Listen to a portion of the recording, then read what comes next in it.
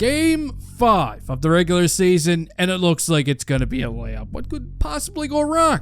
The Kings have been terrible lately. The Sens beat them. The Leafs beat them. Their own wives beat them. They've been on the road pretty much non-stop since the season began, and what I'm trying to say is they got to be tired, okay?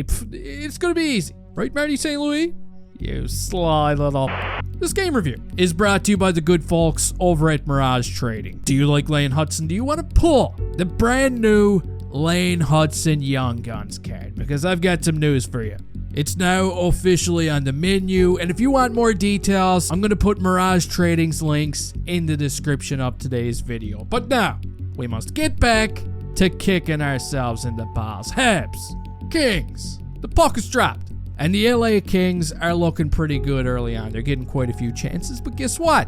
Justin Barron is going to score the first goal of the game. Can you believe it? It's a nice one. It looks like he wanted to make a pass, but no. He goes behind the net and tucks it in. Just like that, we got ourselves a one-goal game. Now, does this one give the Canadiens some life? Maybe a little, but clearly not enough. The Kings just outplay the Canadiens in the first period, and with about $1:40 left on the clock, they're gonna tie it all up at one. Check it out. Mikey Anderson fires a bomb from the point. Now originally I thought it went straight in, but if we slow it down, yeah, I'm pretty sure it gets a piece of Gooley's ass on the way in. Now we're gonna move on to the second period where the Kings push early. Alex Laferriere is going to put his team up by 1 off of a nice little redirection. And the boys, they're in trouble now. Look at them. They're down by 1. Their opponents are supposed to be the ones who look asleep.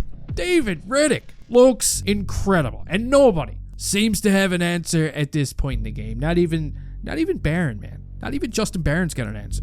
And he's all we got in this one. But now we're going to move on to the third period where it goes from bad to worse. Mike Matheson. He leaves the game with an upper body injury, which means the young pups are forced to play a lot of minutes. I mean, the boys, they try and battle back. Alex Newhook whiffs on a glorious opportunity, but it's going to be Andreas Englund who puts a dagger into the Canadiens with just a few minutes left in the game. Adrian Kempe scores an empty netter, which gives us a final score of 4-1. Now, there's a bloody good reason why this is going to be a short game review. And it's simply because this was one of the most disgusting games that I've seen in a very long time. Reviewing it, even reliving it, is kind of like reliving a stomach cramp, okay? I don't ever want to talk about it again, and I expect a much better performance against the New York Islanders on Saturday, or I'm going to lose my mind.